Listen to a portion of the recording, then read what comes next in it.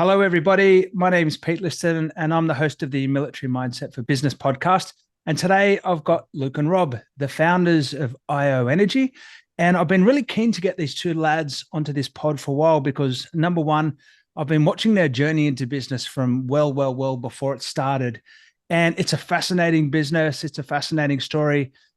So Luke and Rob, g'day, lads. Hey, Pete. Thanks for having us.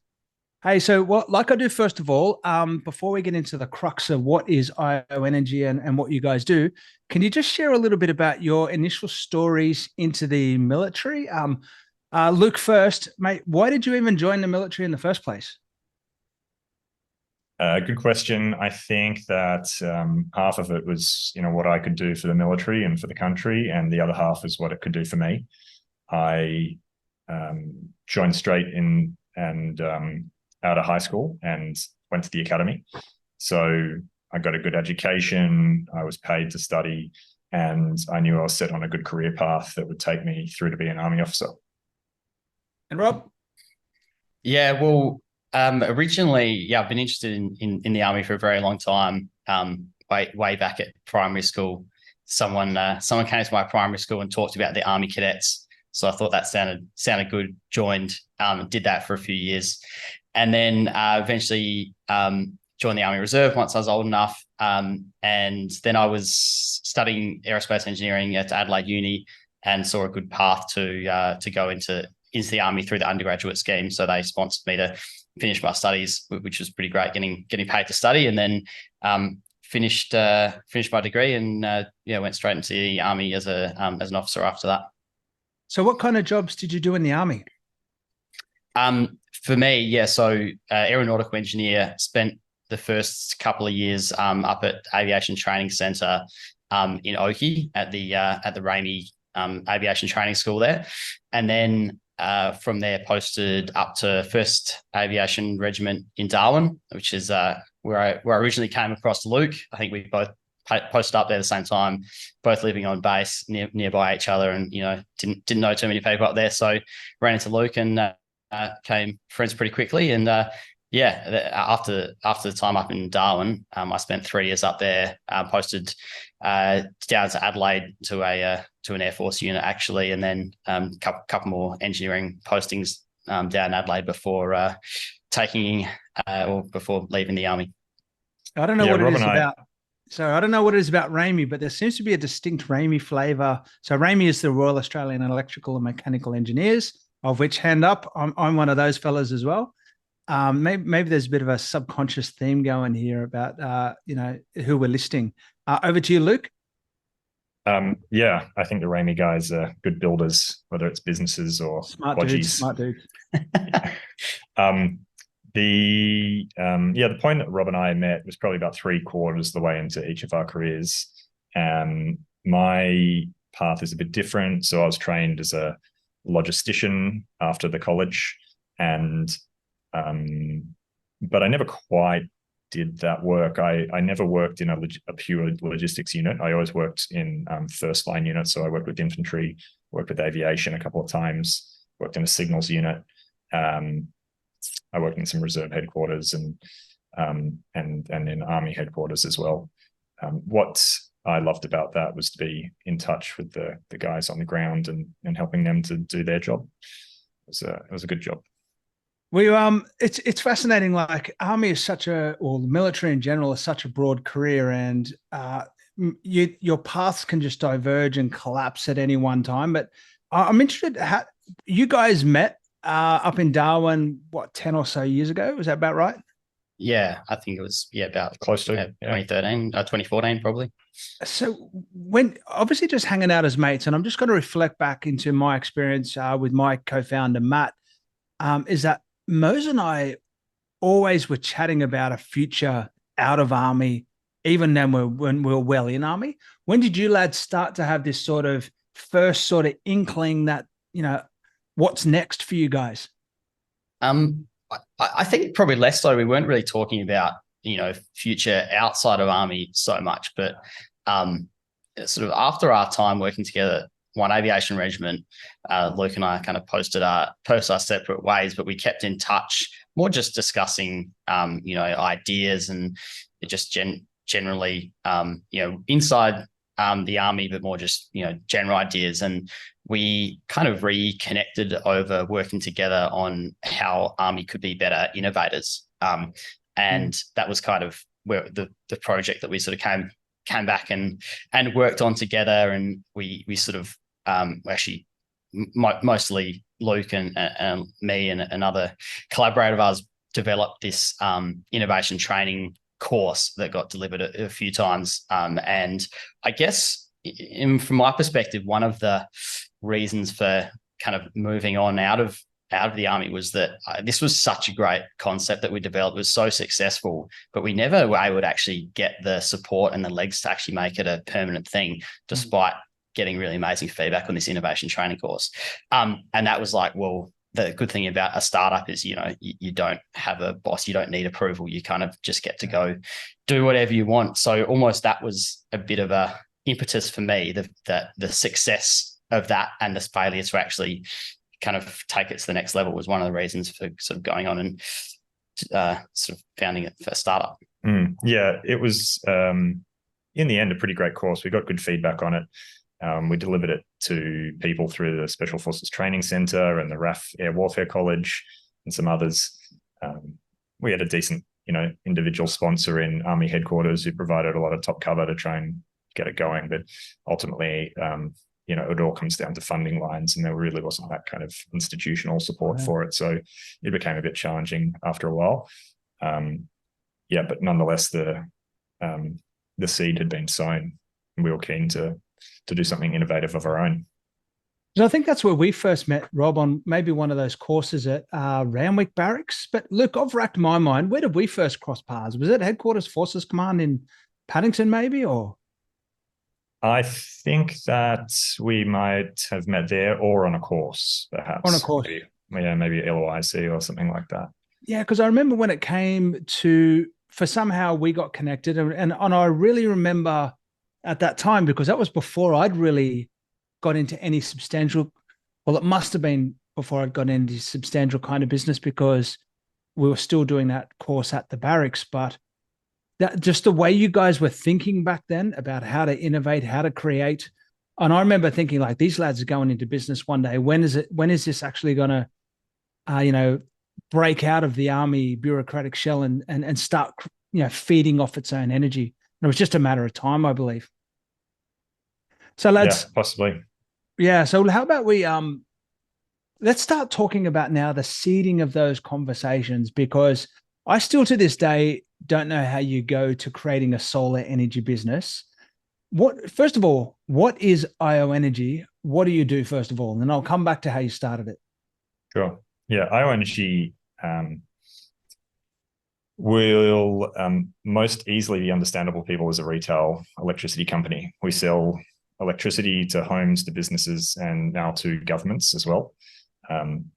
We sell a variety of other hardware products as well, from solar batteries to different types of heating. And fundamentally, it comes down to harnessing and helping to accelerate Australia's energy transition. And in pursuit of that, also, we are using a lot of technology or building our own technology. So more than half of the company is software engineers at this point. Like, I come across many business owners every day, whether it be in my own business or through doing the pod or through the Veteran Community Business Chamber. But how do you go to starting an energy retailer business? Like, where does that seed come from? I don't get that. Yeah. I mean, like I said before, we were working on this innovation project years earlier in the army, and Luke had previously worked on a couple of startup ideas before that he'd told me about. So I knew he was sort of interested in startups, and I kind of was probably in a bit of like startup finding mode, kind of thinking of a startup I could start myself or one I could join.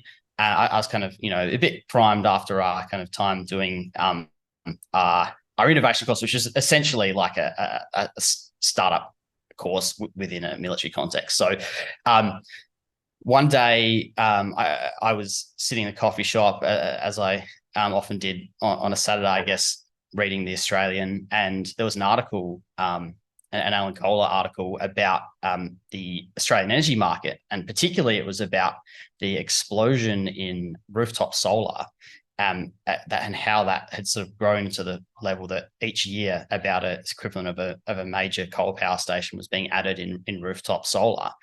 And what that was doing is changing the way the wholesale market works, where traditionally the most expensive time to buy energy had been in the middle of the day, but because of solar, that had become the cheapest time. And often it was on a wholesale level free to get energy in the middle of the day. And even using energy, you could get paid. And I thought, like, that's just crazy. Like, how can a commodity, you know, buyers pay for commodities and sellers get money? And it sort of been flipped on its head to people getting paid to use energy. And I thought there's got to be some sort of business opportunity here. And that was the sort of original primer, probably back in mid 2019. And I sort of just started working away on a few ideas of, you know, smart home technology, a kind of invention I was working on for a smart hot water system that would be able to take that free solar energy from the grid and store it. Started writing some of these ideas, and I thought, maybe I can get a bit of input from Luke. Like, he knows about startups, he you know, knows a bit about innovation and ideas. And I thought maybe just a bit of a sounding board, throw these ideas out and see, you know, if anything sticks. And yeah, Luke initially came back with a few challenging questions and said, I don't think this will work and whatnot. And I said, well, but there's this, that. And pretty quickly, but definitely sort of before the end of 2019, Luke had answered a few of his questions, and he'd started going, actually, no, I think there's like something really here. And he said, I'm keen to get involved and let's found a startup and kind of work on this and take to the next level. And that was kind of where the idea came from. And in terms of getting into the actual electricity retailing, we probably just realized that was the sort of gatekeeper. And I don't know if Luke want to sort of jump in and sort of tell the next stage. Yeah, it was good timing on Rob's part, but also I didn't waste any time. The project that we referred to earlier, the innovation project we're trying to get up and running, I just recommended be shut down. And then Rob popped up with this idea, and I reckon within about 2 months we'd incorporated a company. And the questions that I had for Rob, he more or less answered, or I figured, yep, I think between the two of us we can get around this. So we started to spend our own money and our own time on the idea. And not too long after that, we took leave and we started to raise capital. Let me just jump at that point there. Is you guys are still serving members of the army at this time with the idea? That's right. Yeah, technically, we are still regular army. I'm currently on a very extended period of leave, and yep. Rob's also on a period of leave. Yeah, likewise. I think that was quite a good thing about the flexibility. I think the army's changing to be a more flexible organization, but from the early days, I actually started just taking some leave I'd built up and taking a couple of days a week. I got my boss to say I could do that to start working on the idea, so I was still able to get a salary while kind of building this startup. And then kind of gradually I and Luke similarly reduced the amount of army work I was doing and more startup. So I ended up getting CIRCAT 6, so working 2 days a week for the army, and the still kind of trying to cram a startup, 5 or 6 day startup typical week into the rest of the week. And then eventually took my long service leave, so took 7 months at half pay, and now on a couple of years of leave without pay. So you can actually really stretch it out if you want to. Yeah, I stretched it out and quite a bit as well. I'd served 15 years roughly at the point that I asked for any leave. So I was able to take long service leave at half pay for about 9 months. And then after that, I requested leave without pay. And so that's currently the situation I'm in. Yeah, I love it. This is exactly the same thing that, Matt Mosley and I did is, and I haven't said that being an officer, maybe we were a bit luckier that we knew the policy and how the policy worked. And for any of anyone in the ranks out there, I'm just hoping that, you get supported in the same way if you go through these processes. But just so you know that the policies are there, you may just need to go out and research them and put them to your boss and really challenge your boss, on getting this stuff, because that's what gave me, number one, the confidence and the security to crack on and start my own business while I was still serving. And I was lucky enough to transition the day that I ended up separating from the military. I was actually on more money than I was in the military because it was a very protected and secure process. Okay, so right now you've got a company started. You've got the two of you lads pretty well committing yourselves to this task. I remember getting an email from one of our mutual mates, Adrian Waters, who's like, "Man, you're going to invest in IO Energy or what? What's going on with here?" I'm like, what are you talking about, man? Tell us about your initial foray into capital raising and give us some lessons learned and what you do again, or how successful was that? It was successful, in a word. It's not to say it didn't take a lot of effort, and probably a lot of our earliest backers were friends and family, like Adrian. Yep. In fact, he was our biggest backer in the beginning, his brother and himself. And then also Rob and I are lucky enough that we've got pretty big families each. So they all kind of poured in. Since then, we've raised more capital and we intend to raise more yet again. So you're starting to, scrape the bottom of that particular barrel, but move on to new ones, fresh sources. It's funny that what they call the first round is the friends, family, and FWITs.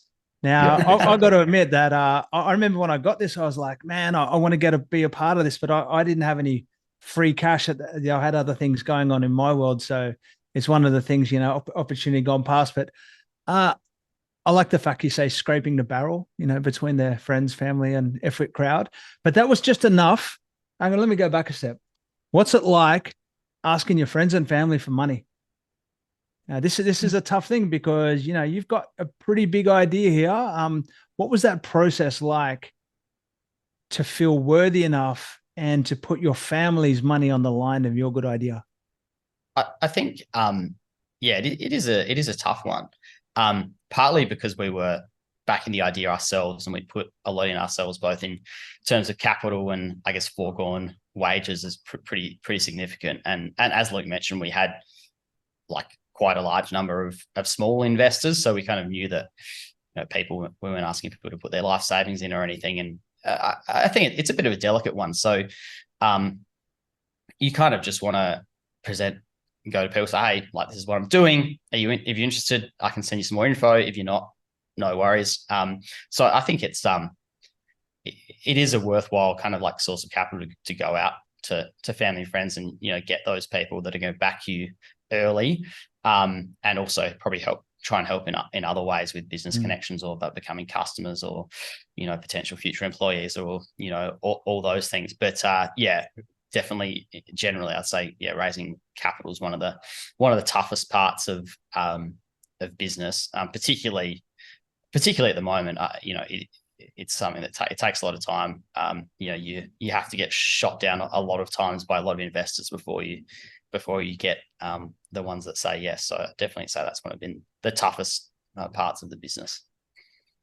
Yeah. Good question, Pete. One of the positives of investing or getting investment from family and friends is that you don't necessarily have to have a working business just yet. One of my friends, a ground defense officer who I went through Duntroon with, he said, I invested in you.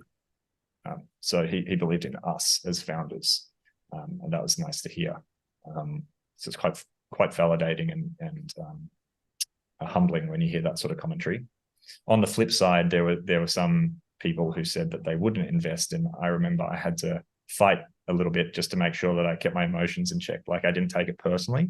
I had to just recognize, okay, not everybody's got the money to invest or can take that risk just now, and actually that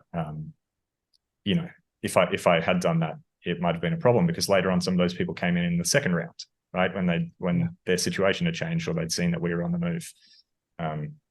So each has their own journey, and then finally, a point to make about raising from family and friends is that it actually resolves, I think, some of the tensions between investors and founders, because you don't really want to give up much of your company if you can avoid it.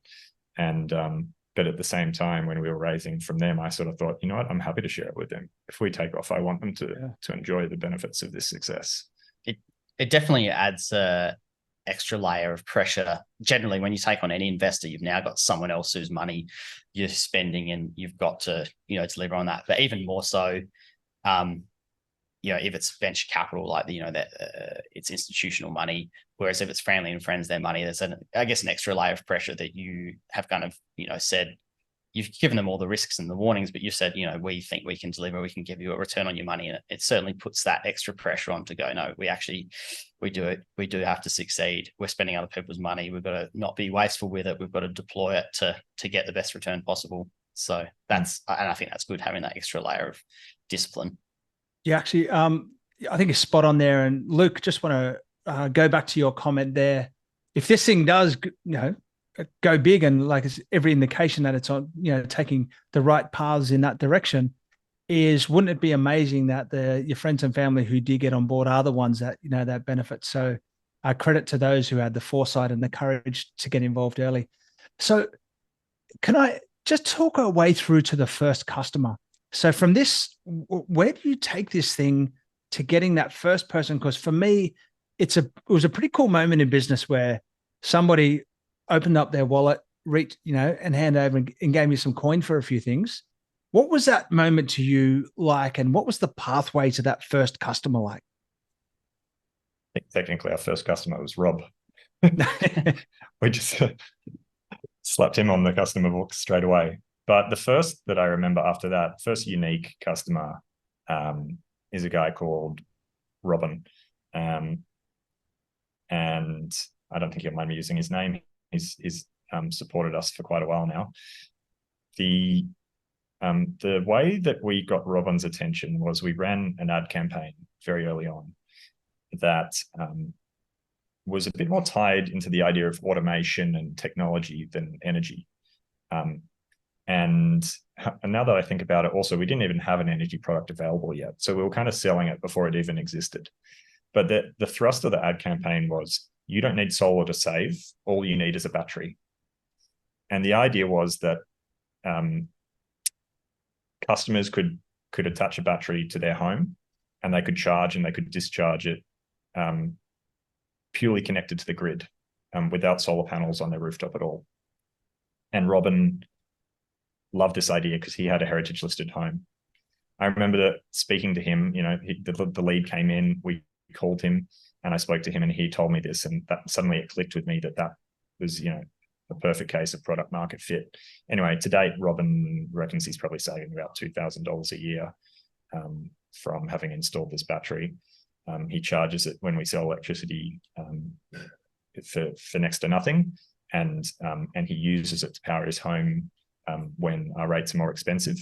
And in doing so, he's probably using some of Australia's cleanest electricity and simultaneously saving a lot of money. Can I just grab that thought for a second there? So I've just learned something today. Like, obviously, I understood solar power, and that solar, feeds the house. And then I understand level 2, which is solar charges your battery. And then when, you switch to the more expensive rates, then the battery takes over. But I didn't realize you could actually have a battery attached to your house without solar. So he might have been a world first, actually. Say that again. Say something that people kind of chuck the solar panels on their roof, particularly here in South Australia is one of the leaders. I think about 40% of residential houses have solar here, but some people don't know that the typical solar system generates enough power at midday to supply itself and about 10 other houses. So you're supplying yourself and 10 of your neighbors, but 4 of your neighbors also have their own solar system. So there's actually, the typical solar system is supplying way more electricity to the grid than it needs and any of its neighbors need. And it's not uncommon for, the whole of a city like Adelaide to be, the rooftops are supplying more electricity than the whole city needs. It's powering, and it's even being exported to Victoria. So there's especially in the residential parts of the grid, there's a lot more supply than demand, basically. So the idea with the battery is you're essentially taking the surplus electricity that your neighbours pumping into the grid that's trying to find somewhere to go. That's charging your battery really, really cheaply. And then you supply yourself in the evening. Once the sun sets, you can supply your own usage overnight. And you can even pump some back into the grid so that your neighbour who's got a solar without a battery is then drawing it back from you.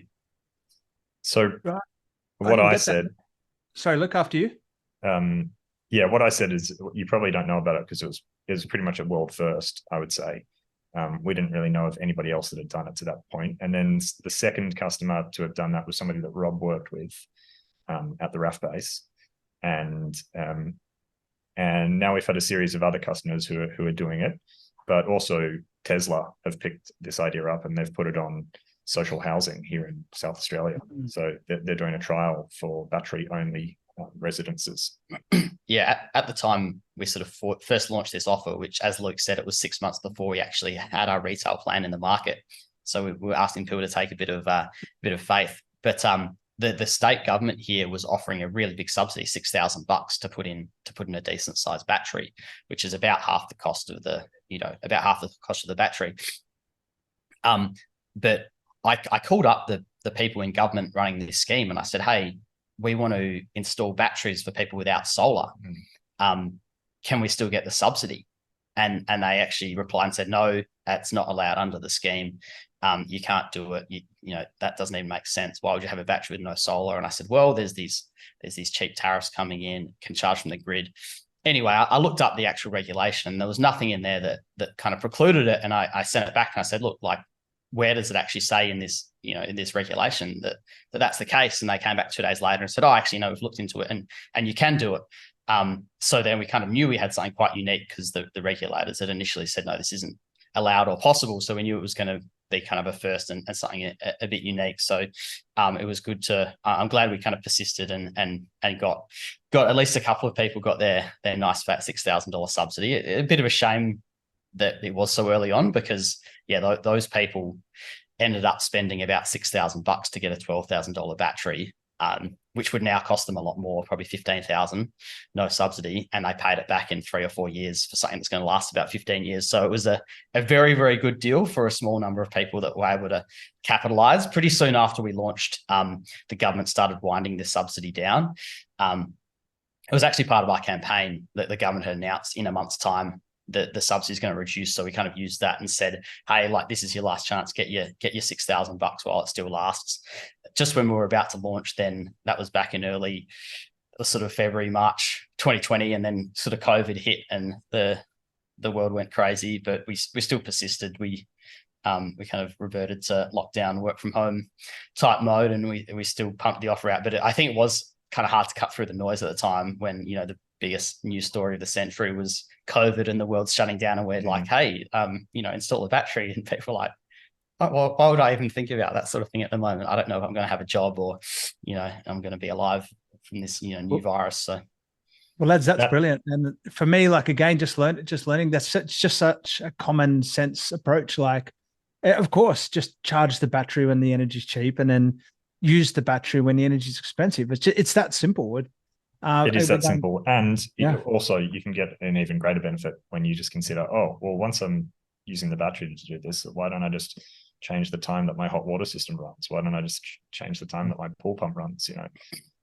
All this kind of stuff. And I guess, exactly. As Luke said, like we see once customers switch to this pricing where they have this really incredibly cheap daytime rate. So a typical customer in South Australia pays about 50 cents per kilowatt hour for electricity if they're on a single rate, whereas we sell electricity from 10 a.m. to 4 p.m. at 8 cents. So it's a huge saving if you can install the battery and use that up, or change your hot water system, or you have a pool pump, or you run your heating and cooling before you get home.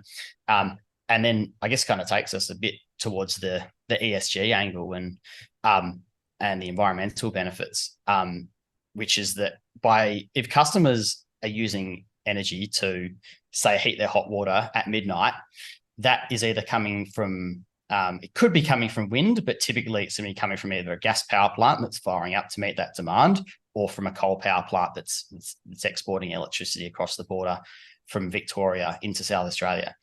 Whereas if we shift that hot water system and instead run it in the middle of the day, that's going to be using up solar electricity that otherwise could be going to waste. Quite often, solar power plants actually have to turn off in the daytime now because there's not enough demand. Electricity has to be used when it's being produced. So we're actually shifting customers from using coal and gas to heat their hot water, for example, and instead are using clean, renewable solar electricity. So by shifting customers' consumption from night to day, we can actually help get the electricity grid to 100% renewable and not only save people money, but also decarbonise Australia's economy. How much of this is personal? Like for me, again, common sense is uncommon, but it all just seems so simple to me listening to this. But like for me, is it how much of it is my personal responsibility just to have this consciousness and think, well, let me just go out and adjust the hot water system or however you do that, versus more of a societal approach or a policy approach? Where's the level of impact going to be made here? Well, I mean, I'll go first, and Luke, you can add your bit. Like from my perspective, it's got to be both. So, there is a view out there where people go, well, this isn't my job. Even like quite committed environmentalists go, no, all I should be doing is going out and protesting. Doing anything personal is irresponsible. It's a waste of time. I'm just going to lobby the government to change policies. And then there's like another angle where it's purely just focusing on what you're doing. I think there's a bit of a balance. So in my opinion, it's hypocritical to go out and say someone else should do something. The government needs to change a policy or whatever it is if you're not following through on that yourself from a personal level.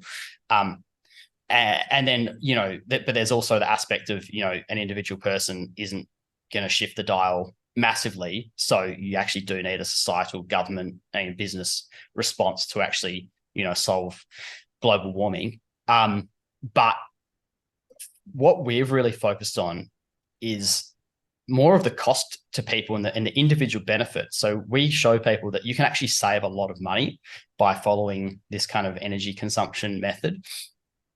And then people get sort of motivated by that. And it's almost like a side effect is we're also helping get more renewables into the grid. But really the selling point to get in there is saving people a buck. And that's probably what motivates people really. So from our perspective, it's like, can we build a business that helps people save money, that is profitable and has an environmental benefit? And kind of if you can do all those three things at once, I think that's kind of a pretty good business. Yeah, I did a podcast. Sorry, Luke, after you. No, all right. I can't say I have too many disagreements there. I think that we try to attack it from both ends. Rob and I are committed to changing our behaviors at home, but also we're actually attacking the problem really from the large end of town, trying to get the biggest customers we can and help them. And we'll do bill comparisons, and we'll be able to save companies tens of thousands of dollars a year by taking this approach.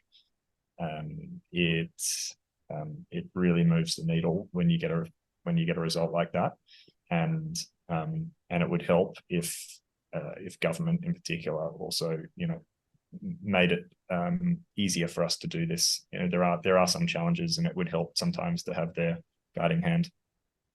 I did a podcast, just probably the last one before this one, when it gets released, with a guy called Oliver Barnes, who runs a company called ESG&F.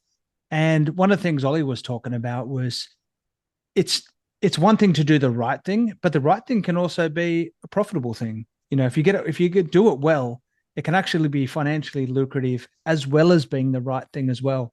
And sometimes there's no better driver than self-interest. If this is going to benefit me and benefit my back pocket, then absolutely, why wouldn't I? Why wouldn't I at least investigate it? Could I ask now, you started with residential, but you've been mentioning commercial. Have you always been in the residential space? Where did this shift from one into the other, or both? Tell us a little bit about both markets and how you're supporting them. Well, I think initially we had quite a residential focus. really because it was sort of thinking around, things people can do in the home, smart home batteries, these sort of ideas. And I think our first 50 customers were all residential. And it was almost a bit of an afterthought that when we launched, we also had a business plan. It was like, oh, we'll just have this, we didn't really think about it or focus on it. Then around our 50th customer was a business, and we hadn't paid anything to acquire this customer. One of our residential customers, I think he was neighbors, and he said, hey, I've changed energy provider. You should try these guys. And this guy ran a pet food business. He had a manufacturing, a factory, a warehouse, and a few retail outlets. I think he signed half a dozen different business sites up to us. And some of these were pretty big energy consumers. It was like a pet food factory. And this one customer, our 50th customer, actually delivered more revenue to us than our previous 49 residential customers put together. And it was very, very easy, one guy to deal with, cost us nothing to acquire. And it was a bit of a aha moment going, okay, like we love helping residential customers, but ultimately kind of in business, you got to drive revenue and profit. And then we thought, maybe this is the better place to focus our energy. So taking us to now, I think residential customers make up about 10% of revenue. We really kind of started to more and more, drive hard at the business market, just because of the fact that, if we sign up an office building, that might use as much electricity as 100 houses. And also naturally, a lot of these businesses use more daytime energy as it is.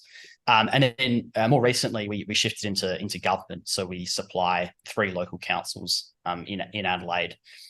So yeah, that's kind of been a bit of an evolution of our business, is moving up into bigger and bigger customers. And we still really like the residential market, but ultimately, it comes down to, the cost of acquiring a customer and how much revenue they're going to deliver. And if we can kind of, make that revenue machine spin faster, we can sort of really do it by targeting the bigger customers. It also speaks just to the maturity of the business at this point. In the beginning, a brand that nobody knew, pretty much the only people that you could convince to give your electricity contract to, or the only people we could convince to give their electricity contract to us were little people, friends and family. But now, we're pushing into industrial businesses, governments, and the like, and so I guess they're recognizing the results that we're having, and probably also are, in a sense, investing in us as customers to take them to the next level. Let's just talk about your brand for a second, because one of the things that I got to admit, I was surprised when I saw your brand was, it's a cool brand. I don't know, how did you come across the name IO Energy? It's just my initial thoughts of the brand are .io. For some reason, it makes me think of a .io kind of thing. Like it makes me think of something that like is modern, tech-based. I don't. It can mean a lot of things to a lot of people. Yeah, it's a great vibe, or Marbo, of the kind of feel of it. But how did you come across the brand? Because I really like it. The name, I guess, like, it's kind of like, what's in a name? Like, you've got to have a name for your business. So I think for a while we were sort of racking our brains, and we had the idea, and it was like, okay, we've got to put a name on this. And you go through hundreds of ideas. I actually remember I was actually on a course. I think it must have been I'm trying to think what year it was. I must have been on Major's course at Canungra.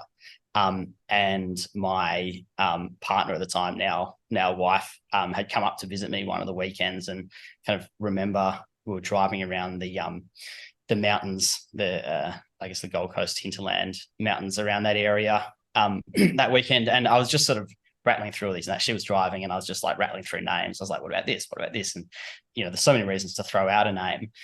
And like, to your thing about the .io, I think that kind of just got stuck in my head. Like, we wanted this to be quite techy and, .io. But also it was kind of about turning energy on and off. So, turning your energy on when there's more renewables. So that was like this sort of binary, like 1-0 as well. And I kind of thought, IO, it has that tech vibe of the sort of .io, but also the binary idea of kind of turning something off and on. And then also I was kind of rattling through, mythological names, and there's Io is a figure out of I think Roman mythology, maybe one of the wives of Jupiter or something. And there's a moon. Io is one of the bigger moons of sorry, it might be, yeah, I think it's Jupiter. Anyway, must be. Yeah, so that was kind of like a bit of a mythological angle. And I thought, that's kind of, and obviously just whacked energy on the end, so people knew what we were doing. And then we got a logo guy. He kind of ran a bit with the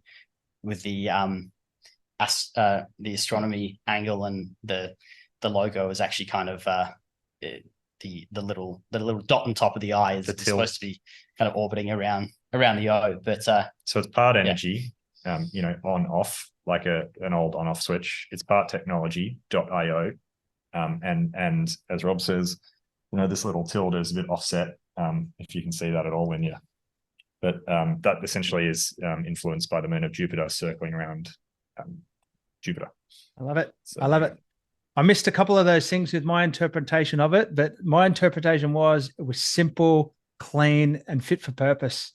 Oh, really, none of those things matter, and you don't even ever really need. And no one, very rarely do people actually ask about the name. So it's funny it came up. That's where I talked about it for so long. But really, it just needs to roll off the tongue a bit and be able to kind of make a good logo. And well done. You've absolutely nailed it. Now, how do you find this period of your growth at the moment? Like you've gone through viability.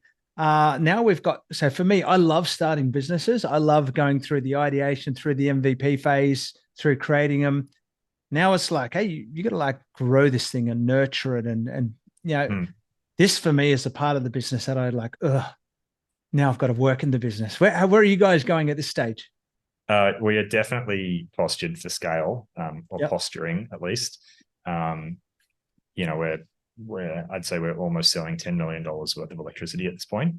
And we are we're hiring, so we're bringing on software engineers, we're bringing on a general manager. We are hoping to work with Trust the Process on improving some of our internal processes so that we can scale, and very, very keen on active and quick sales growth as well. Oh, mate, well, thank you for the gratuitous plug. I was going to leave it out, but no, thanks for that.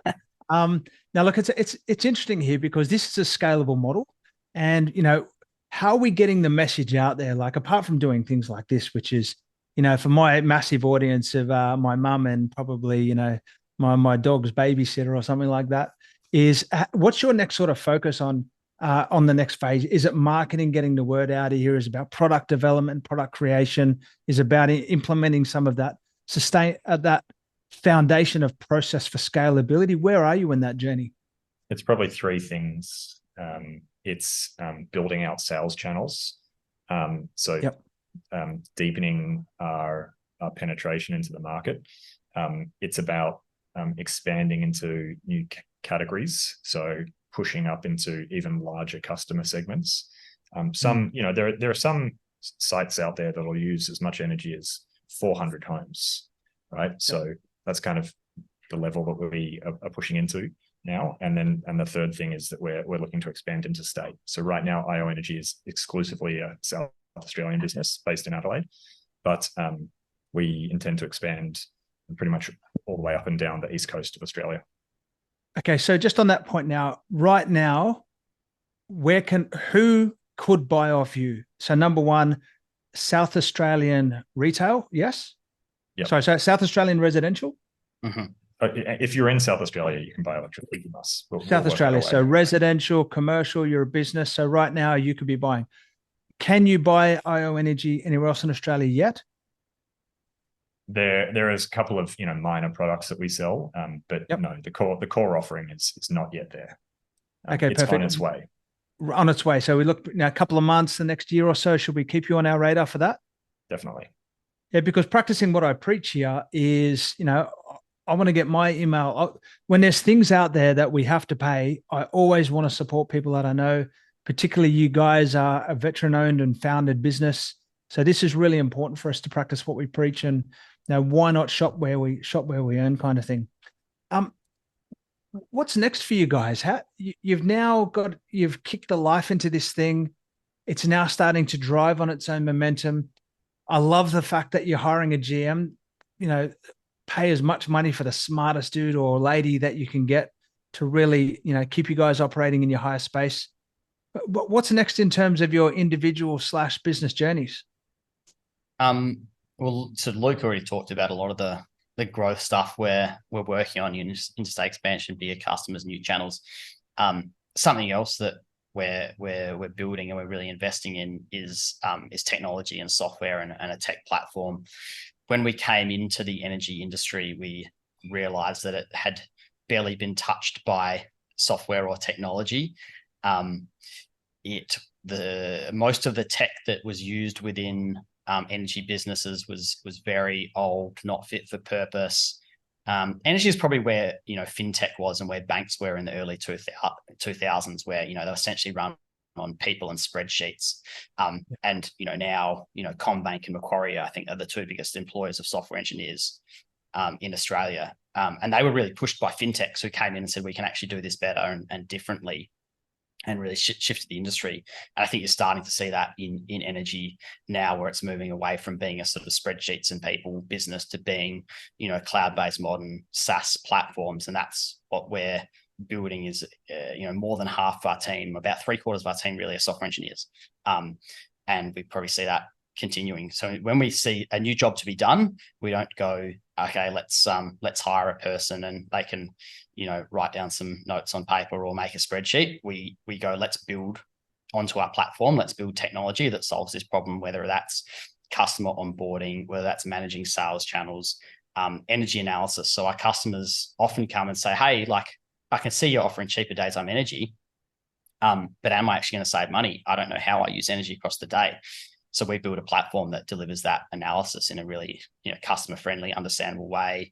We integrate with the sort of latest data sharing scheme, which lets us go to their existing provider, and they have to give us the data. If the customer gives us permission, we can go and get all their billing data, all their consumption data, present them that analysis in real time. And this is where I kind of see the most exciting and interesting part of where we're going is really building these deep, defensible barriers around our model by having the best platform and the best technology that's powering our retail energy business. Yeah, on some level, we got into energy because we had to, because nobody else was prepared to employ technology in the energy industry. But, we've always been a technology company at heart. I love it. It's been great working with you guys, particularly. So just for anyone out there, Trusted Process or our business has been working with the lads on implementing their HubSpot. And we also, help with some systemization and getting them some offshore team members. But this is a great story about two army innovators that saw an opportunity out there. And I still don't understand how you get from, hey, I'm just going to start an energy company to actually making that happen. So kudos to you lads for doing that. One of the things, I just want to go back to your ever broadening customer segment before I wrap this up, because there's probably a top end that you probably won't provide for immediately, i.e., maybe a lithium melting smelter or something like that that's using huge amounts of energy. But there is so many people and businesses that could be using IO Energy. I noticed that you've even got a renters program for people that do have that consciousness about how to find and how to use renewable energy, even when they don't have solar power in their homes. So from the residential, what kind of businesses up to what kind of level should be coming to IO Energy, and having a look about what you guys do? It doesn't really matter what size you are, but if you use, or you could use, a lot of daytime electricity, if you're a cafe or an office or a manufacturing facility, most likely you're running 9 to 5 and will be a great fit for you. And, if you're somebody who thinks that they might not be able to because they're, out at the office during the daytime, well, just keep in mind that most of your energy consumption is done by appliances that can easily be programmed. So it doesn't take much effort to just reconfigure how your house operates in your absence. And And even those things that are quite, simple technologies like white goods, they've got delay switches. You can hit that delay switch on the way out of the door. So we're a company for everybody. You just need to have the ambition to reduce your energy costs and use more renewable electricity. Help us along with a clean energy transition. Yeah, it's so simple. I remember as a kid, my old man was always like, turn that light off in the room. Like he'd walk around, he'd just pace the house all day, turning lights off after everybody goes into one room. I heard one simple saying, you only need one light on one room away from where you are, maybe. There don't need to be lights on in every room in the house all day. Just little things about changing our habits. But hey, lads, thanks for joining me today on the Military Mindset for Business podcast. Where are we? We're on the 29th of August when I'm filming this today. I'm really interested to see when we come back in a year or two and we're talking about this humble level of where we are today, just what this business is going to be like in 12 or 24 months' time. I encourage everybody to get onto the IO Energy website. That's ioenergy.com.au. There's some great content on there that you can learn a lot about the kinds of things that Luke and Rob have been talking about today. If you're like me and you're anticipating when they're going to be launching in other states, jump on there, throw your name into the newsletter, and we'll let you know as soon as this comes into reality. Gents, a pleasure. Thank you for your time today. And thanks for joining me on the Military Mindset for Business podcast. Thanks, Pete. Thanks, Pete. Thanks for having us. Pleasure. Take care. That's it for me. I'll wrap it up now. My name's Pete Liston. Out.